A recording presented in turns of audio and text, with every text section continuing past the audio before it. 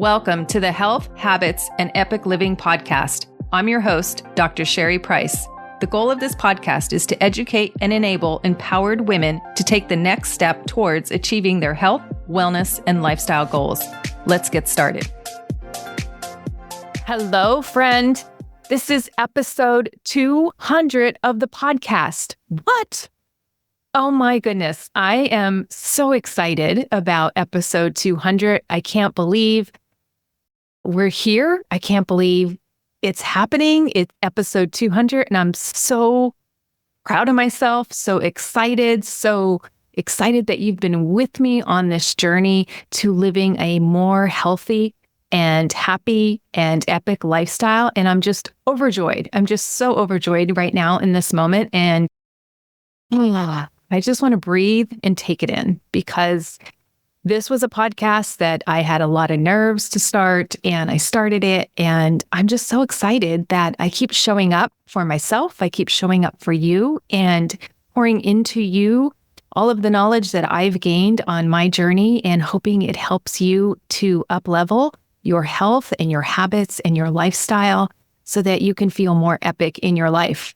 And I want to say thank you for being with me on this journey. I couldn't have done it without you. I'm so excited and honored for your attention each week that you tune in to this podcast. So thank you. Thank you so much. This has been such a delight and such a joy of mine to evolve in this way, show up in this way. I love educating. I love teaching. I love talking about all the ways that I experience life and things that I've learned along the way. So this is just such a moment for me. So thank you for being here. And so for the topic for today's podcast, I really wanted to dive into something that we can create for ourselves that can be our next superpower. And really, that is the power we have when we implement a habit. When we implement a routine that really elevates our life. And so who better than to talk about this, right, is one of the experts in the area is James Clear. You know, James Clear is the author of Atomic Habits.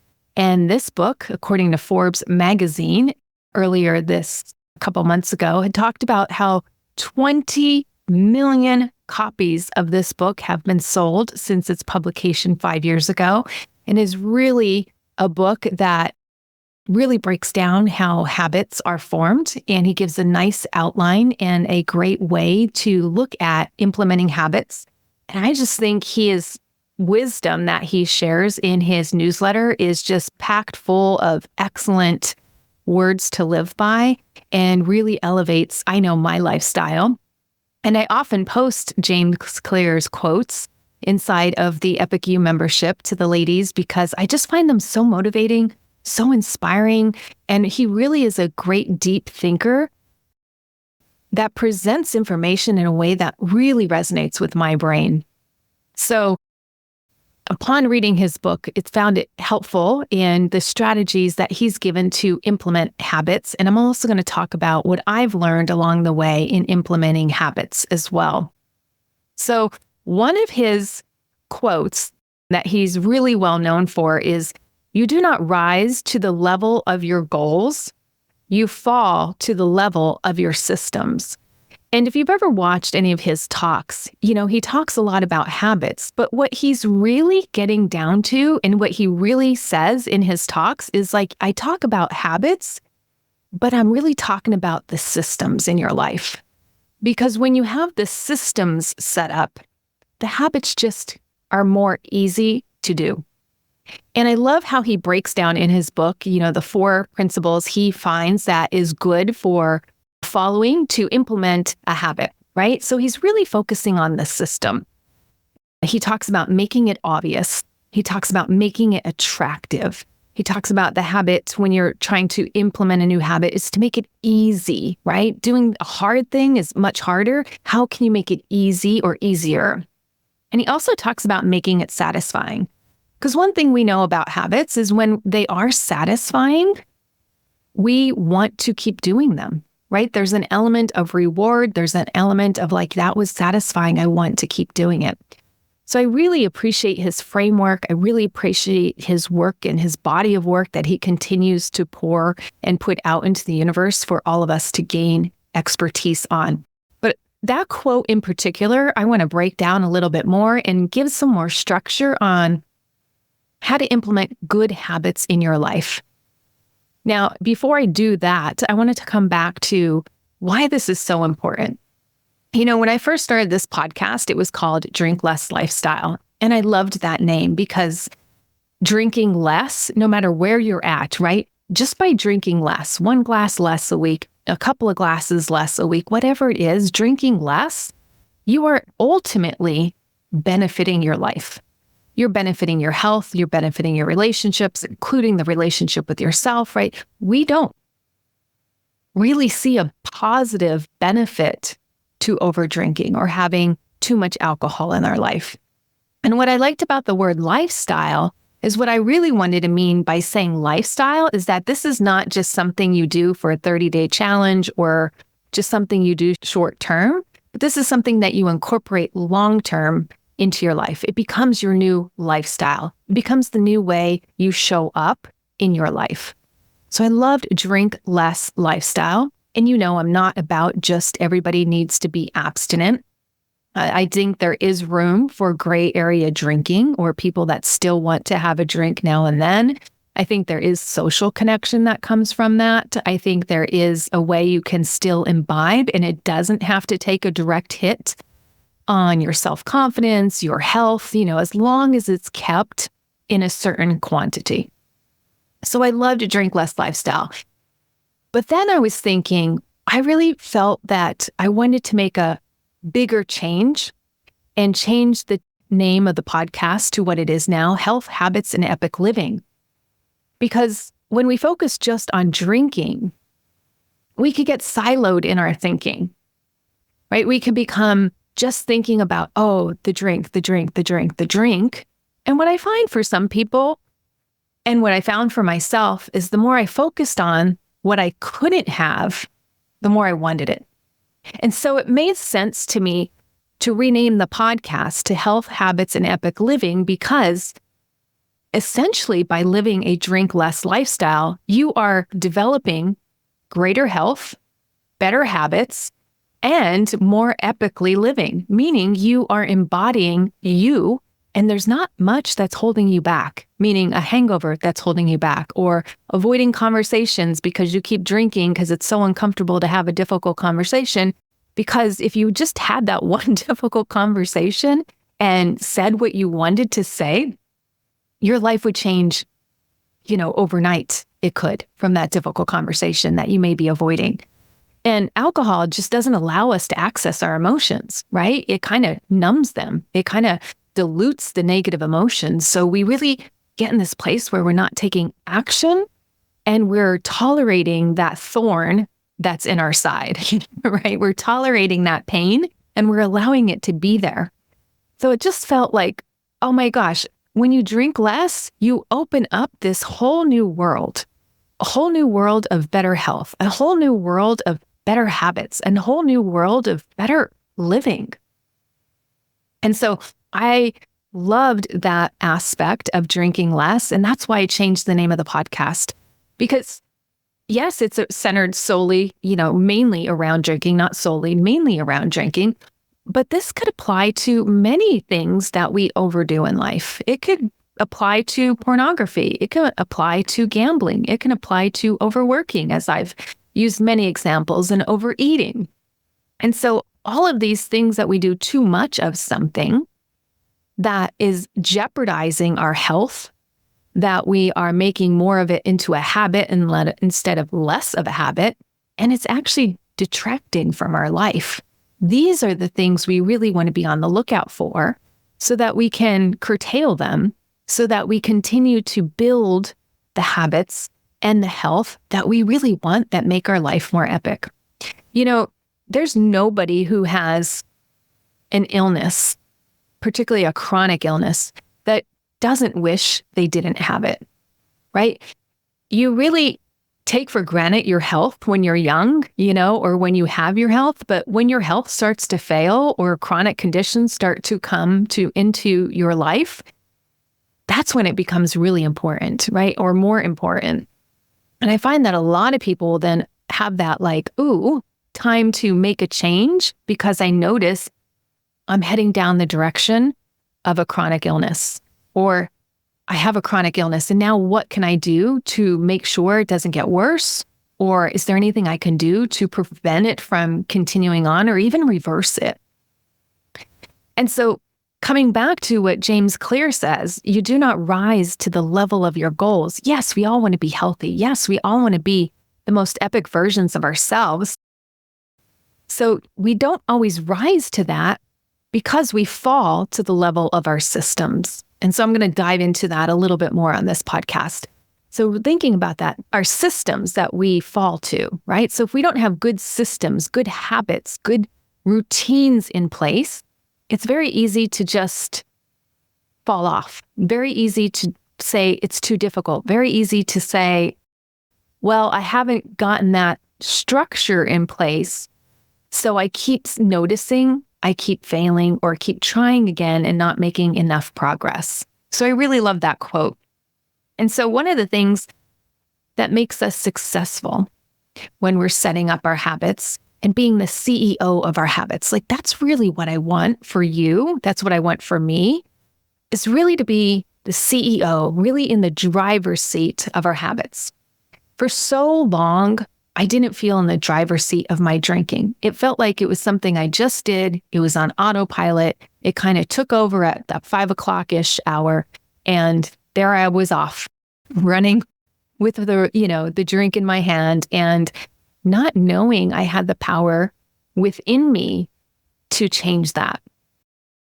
I was trying different strategies and I was keep finding myself not being successful at it long term. And that's when I was like, this feels like a habit.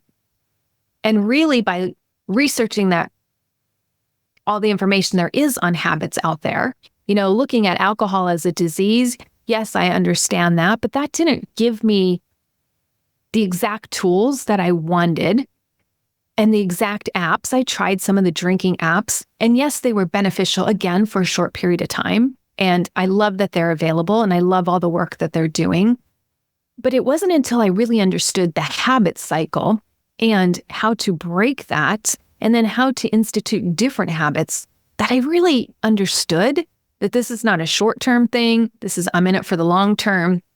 And even if I go slow at first, as long as I know that I'm going to keep tracking my progress and getting compounding results, I know I would be successful.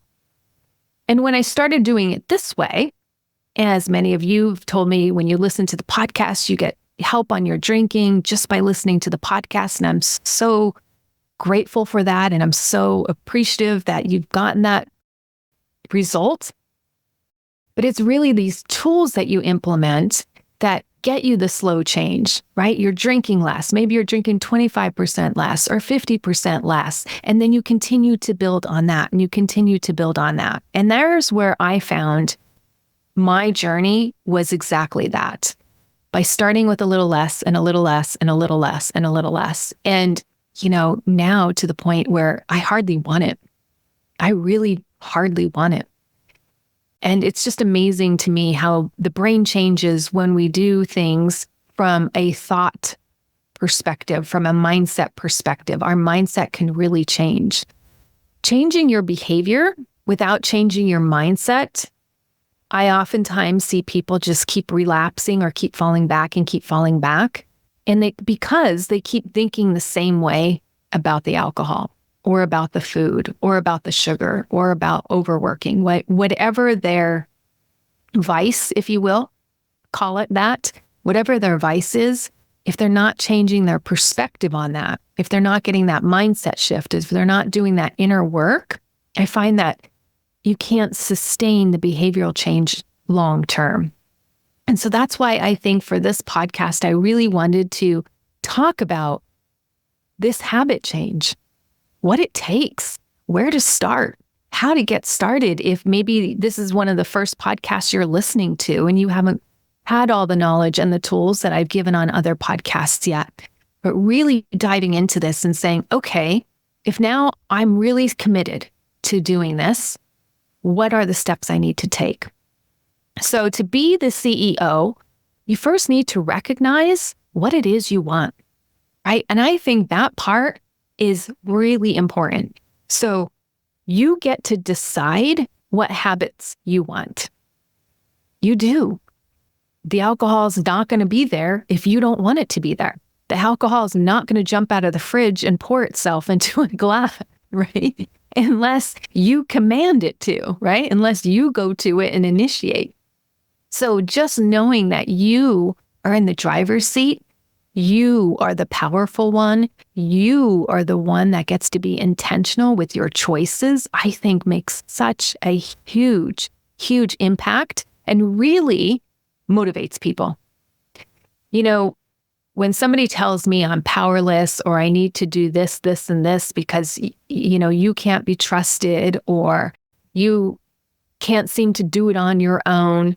Now, I get it, you may need help, but to be empowered along the way fuels transformation quicker. And we all know this, right? If you reprimand a child, when you tell them they can't do something, right, they might sulk for days. But if you come alongside them and you encourage them and help be their helper to get what they actually want, they're going to transform so much quicker. They're going to change so much quicker. So really, when you're setting out to do a new habit, I want you to really be intentional about what it is that you want. Okay. Keywords in that sentence are be intentional with what you want, not what society wants, not what other people tell you, right? Because if we get told by other people, that may not be what we want. For instance, if I told my doctor about my drinking habit, I'm pretty sure they would say, Sherry, you need to cut it out. I didn't want to cut it out completely in the beginning. That was absolutely terrifying for me and absolutely demotivating for me. And I didn't want my lifestyle to change that significantly, not in the beginning. So other people's projection of where I should be didn't align with what I wanted. So I really encourage all my clients, what do you want? What is the habit you want to start working on? And is it for you? And if it is for you and you say it out loud, it should fill you up with good feelings. Like when I would say, I want to be a woman who can take it or leave it with my drinking, like joy just spreads across my face. My body lights up. Like I was like, yes, that's exactly what I want. You got that? Tell me how to get it because I am all ears, all in, 100%. That is exactly what I wanted. And thankfully, I found somebody who came alongside me, lifted me up, and walked me through that process. And I offer that for others, right? Like knowing what you want is phenomenal. It's the first part of setting a habit. What we often do is we look to others, right? For direction, for what they want, for their input. And that's nice. And I'm not saying not to do that, but it's really helpful when you know exactly what you want. And if you don't know exactly what you want, tease it out, right? Tease it out with a coach, tease it out with some of that inner work and these questions that I'll be asking you on this podcast. Like really tease it out for yourself so you can really connect with it. A lot of times we make a goal and it's just like sitting on like a pedestal and we don't really connect with it. Like we don't really see ourselves getting it. We just think it's a nice goal and it should motivate us and we should want that, but we may not. Just like if my doctor told me you should give up alcohol in one ear and out the other, I should want to give it up, but that's not where I'm at. That's not where I was at that point in time. So we can have these awful lofty goals that other people put in our heads or that we think we should do, but notice if they resonate with the vibration of energy in your body. if they feel like shoulds, like, somebody who's not exercising at all, and they go to their doctor and they say, oh, the guidelines say you should exercise 30 minutes a day, 5 days a week. Okay. Somebody who's not moving at all, that is very difficult. That is not easy. The body will be sore and you'll probably give up. Rather than what kind of exercise, if any, do you feel like doing right now? How often would you feel like doing it? I mean, Peter Attia does this amazing podcast that I just listened to last week. He talks about how to implement exercise if you're over 50. That was a phenomenal podcast. Recommend you listen to it if, you want to get more exercise into your regimen, and particularly if you're over 50. He gives excellent advice. And he does start out by saying, look, my goal is not to make you an athlete in a month or two. My goal is just to get you enjoying it. Right? Just like James Clear says, if you find it enjoyable, if you find it satisfying, you are more likely to keep doing it. And that's the goal, right? We want to keep doing it. We want to not have this do like a short burst of exercise and then we're on the couch and injured, particularly above 50, right? We got to worry about injury and going too hard, pushing it too fast, doing too much, being too sore, all the reasons that a lot of us give up. But really taking it slow so it becomes a lifestyle, so it becomes a change that you make permanently. I think that's super important. And I love that this brilliant man, who knows all the data and he's an exercise enthusiast himself, really meets people where they're at. Because recognizing that you just give boilerplate blanketed statement to everybody, it's not going to resonate with everybody. So knowing where you are at and what you're willing to do is more beneficial than giving you a perfect plan and telling you how it should look and what you should be doing. Because anytime we use those shoulds, notice that energy it brings up in your body. I know when I should on myself, it doesn't feel good. You should be going to the gym today. You should be going to the gym. You should be drinking less. You should be like, none of that felt motivating. None of that felt like I really wanted to commit to it. It felt very intimidating and it felt very judgmental. So when you are embarking on a habit, decide what you want, not what others want, not what society says you should do, but really what you want and where you want to start. What does that look like for you? So what habit do you want to build first, right? And I really suggest getting very crystal clear on the one habit, and then you can work on the next habit once you got the first one down. And maybe if you want to do 2, okay, but not more than 2 when you start, because the brain, when it gets distracted, it loses focus, it loses concentration, it loses attention. And then all of a sudden, everything tries to get prioritized in your life. And guess what? When everything is prioritized, nothing is prioritized. And nothing gets done, and we get totally distracted and absent-minded, and we work on something for 10 minutes and then jump to the next thing for 10 minutes and jump to the next thing for 10 minutes, right? That shiny object syndrome, it just doesn't work. So when deciding on a habit you want to really focus on, pick one, focus on it, and do that, get good at that, and then you can start on the next one.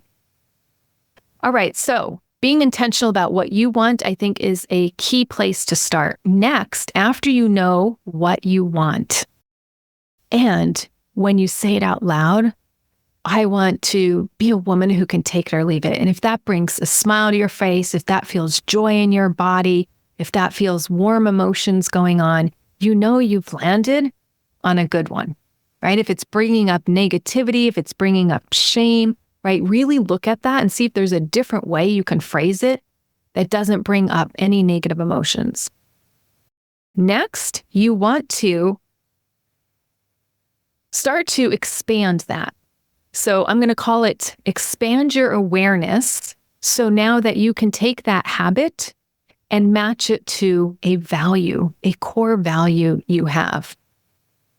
So one of my core values is to optimize my health. I don't want average health. That's not interesting to me. I want optimal health. in what I'm willing to do, right? The caveat, I'm not willing to be a super athlete at this point in my life, right? So where I'm willing to do and be optimal. And for me, a lot of that comes down to my blood work, right? I really want optimal labs. I want to know that my fluids in my body, my motor oil that I'm running on, my fuel is really optimal. And so when something is a bit off track, gosh, that motivates me in a good way. I'm like, ooh, I don't like that. I want that in the optimal range. So that's what works for me. You got to find what works for you, but then you want to connect that habit to a value. So a core value I have, as I mentioned, is health. So if I can link drinking less to my health, that is a dynamic connection for me. When I look at, when I drink less, I get greater self-confidence. I decrease the amount of fat in my liver, because we all know that if you drink a lot, your liver becomes fat. It's called alcoholic fatty liver disease, right? And you can see that in your, again, blood chemistries, which is great that I love to get those tested and stay on top of things, right? Just to know how my body's responding. So we also get decreased belly bloat, right? We all feel like a belly bloat after we drink too much. As I mentioned, no self-loathing the next day. I'm not beating myself up. I'm not hanging my head in shame. I'm not embarrassed to take out my recyclables and hear cling, cling, cling, cling because of all the bottles that are, I think everybody else is like, oh my gosh, you must have a drinking, when they could be water or Pellegrino or something else. But in my mind, it's like head is, low because of the shame. But I don't have that, obviously, if I'm drinking less. So all these health benefits, and there's so many more, the mitochondria damage, the brain fog, the low energy, the low motivation. Like when I would drink, I would just want to sit around. I really wouldn't want to exercise that night or the next day. It's like you have that hangover effect from the alcohol that just makes you sedate, chill out, and you just keep wanting to chill out. You want to hit snooze the next day. I would feel dehydrated. I'd have the brain fog. Like I thought about all the health ramifications that would benefit, all these things that would go away, and how much my health would benefit and blossom when I drank less. So tying that, what you want, that habit, to exactly a value, a core value you have. Maybe a core value you have is integrity. That when you say you're going to do something, you show up and do it, right? That's like increasing self-trust, because that's your integrity. You show up for other people, but do you show up for yourself?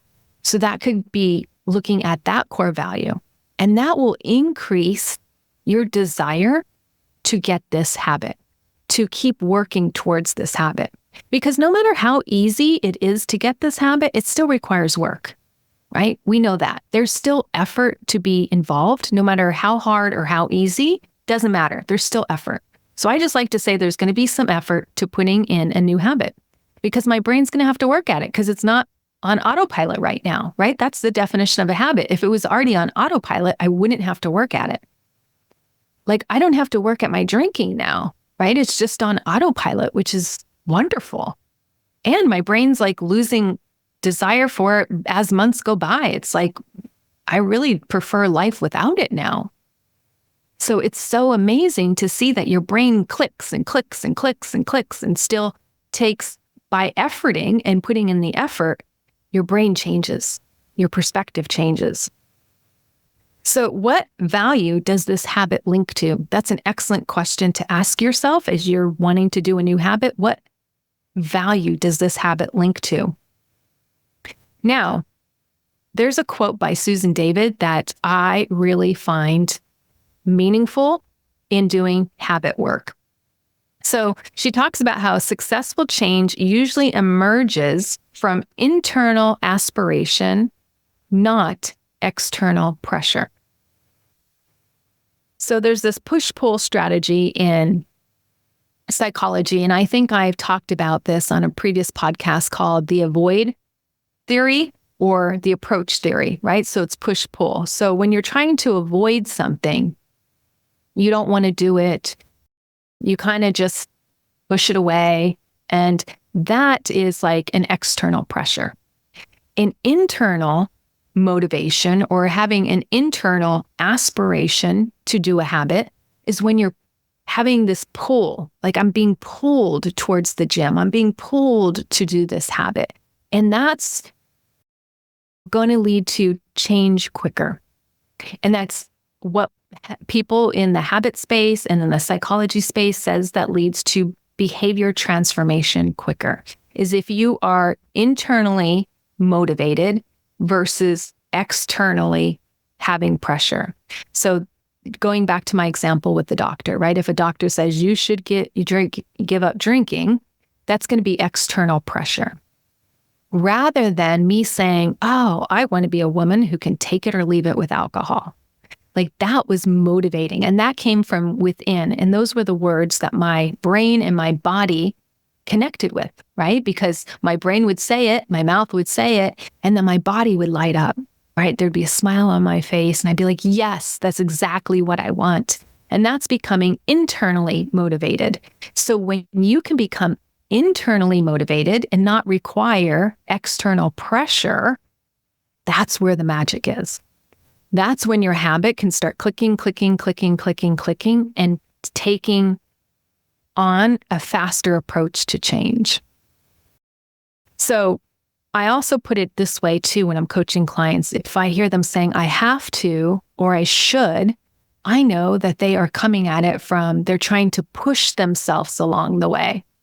And a push strategy is okay, but it's not as effective as a pull strategy where you can change it up to say, I want this. I want to do this. I want a slimmer waistline. I want my clothes to fit looser or better. I want to change my body composition. I want to lose this weight. I want to be a woman who doesn't need alcohol to relax, right? All of these wants. If you come at it from that way, oh my gosh, that's where the magic is. And that's where it starts to really change your brain chemistry as well. And that's when you start to see things differently. When you say I have to or I should, it's like shaming yourself, guilting yourself. And that's where change becomes more difficult and less easy. All right, so doing this exercise, you really want to think about all the ways that you are going to benefit, right? And how this value is being met by this new habit. So another principle underneath this part is what I want to mention is that when you have this pull strategy and you're saying you want to do these things, have some grace with yourself. It's not about following a perfectionistic plan. In fact, I'll probably get into that in the next section where I've talked about this also on the podcast in the past, is if we make this perfect plan and think we are going to do it perfectly to get the quickest results as we can, to really commit and go all in, that could be exasperating, right? What's better is to do things that are doable. Make it doable, right? That comes from James Clear's book as well. Is you want to make these action steps that you're going to be taking doable. And so don't be in a hurry to get to the goal. Know that the goal is yours and you're going to be just efforting along the way to get there. This ties right into the third thing I want to cover on this podcast, which is focus your attention on actions that make the most impact for you. So we have what we want to do. We have the habit. We have now the habit linked to a value system and talking about all the ways this would make our life better, how we want it, how this feels good to have it, how we can even visualize once I'm a woman who takes it or leave it, how does she act when she goes out with these groups of friends? How does she act when she shows up on date night? How does she act on a Friday night where there might not be drinking involved? Like, what does she do? How does she act, right? So visualizing that is so helpful. And then the last part, which we're covering, is talking about the focused actions that move the needle for you. Now, this is an individualized approach, right? Because now we're saying for you. So this is where you take that blanketed statement that everybody says, like things like just move more and eat less. That might work for some people, but that's not going to work for everybody. So you want to look at the focused actions you're going to be taking that work for you. And how do you know? Because you've probably tried things in the past. Some of them have worked and some of them haven't. Or maybe sometimes you've done it and it's worked, and sometimes you've done it and it hasn't worked. Well, let's investigate it again. If it's at least worked in the past, it's worth investigating that strategy again and seeing, does this strategy, is this action going to give me the results I want? Because I see what many people do is they just follow the diet plan their friend went on. They just buy the latest gadget on the internet that has these promises, and they start doing it and realizing they're not getting those promises, right? So we want to know when we're taking the action that it's going to be beneficial for us, for our body. And that's why I love individualizing plans when I'm working with my clients, like in Tone in 10. We are learning exactly what works for you. And if there's something that you tried and it doesn't work, we want to know. And when something is moving the needle tremendously, we want to do more of that. So these focused actions, right? These actions that actually move the needle. I don't want you doing 10 different actions if half of them aren't working for you. If you feel too stressed out and you can't lose weight now because you're too stressed out thinking I have to do all these 10 things every single day. No, that's going to backfire. That's not going to be helpful. Let's find the thing that's really working. Let's pay attention to that. Let's amplify that. And then we can add in, as long as your stress level doesn't go up, because we all know stress impedes fat loss. It doesn't allow fat to be removed from the body. So we really want to pay attention to the body. We really want to know what's working for the body. It's not just what's working for the mind. Now we're focused really like the mind-body connection, just like we were, like I said, when you link your habit to your value. Your body language should come alive. And if it's not the right energy that's going to pull you into your future. It's not the right energy that's going to give you the fuel that you're looking for. And I'm not talking just about motivation. I'm talking about overall fuel to actually do the thing you need to do. And that could be commitment. That could be determination. That could be, I'm showing up today because I want this for me. So when you think about taking action that's going to work for you, here's steps you need to do. It's not just to take like spaghetti and throw it at the wall and try all these things, and then the spaghetti just falls off the wall. And we're like, none of it worked. No, we need to make a plan and we need to track. Yes, we need to monitor. We need to track. We need to understand, is this working? If you throw 10 things at the wall, how will we know which one is working?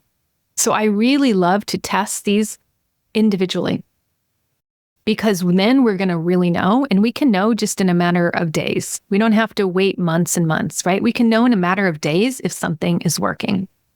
So when we're looking at making a plan, we want to know when we put that plan together, here's what I talked about earlier, is if it's the perfect plan and we're doing 10 things all the time, and we're going to follow it to a T, and we're thinking in ourselves, we're not going to fail, right? We could be setting ourselves up for failure. We can be putting on this perfect plan. It's all or nothing. I'm 100% in, meaning that I'm going to do every single thing, and there's 10 items each day that you're going to do. It's just going to not be sustainable. I bet that you would become overwhelmed. I bet maybe you do that meal plan, the exercise plan, get enough sleep, the hydration, right? All the things all at once. Your brain's going to be overwhelmed, and probably in a couple of days, you're going to shut down and say, that's too much. I can't do this. That's why I love Tone in 10. We're taking one habit 1 week, and we're just focusing on one thing each week. And then if you're ready, and you'll know you're ready because I walk you through exactly how to know you're ready, you add on the second week. And when you're ready, you add on the next thing. And we're building habits, because it's habits over time, the actions that we repeatedly do over time that give us results, right? So the perfect plan doesn't get you anywhere if you don't follow it. The perfect meal plan doesn't get you anywhere if you don't eat it. If you don't stick to it, it's not going to get you the results that you want. So instead of overwhelming your brain and thinking it needs to be perfect, we're going to just take it and break it down step by step. And when we get the first step right, and that's down, and that's pretty much in almost dry concrete, maybe it's a little liquid, but it's pretty set, then we can add on the next thing.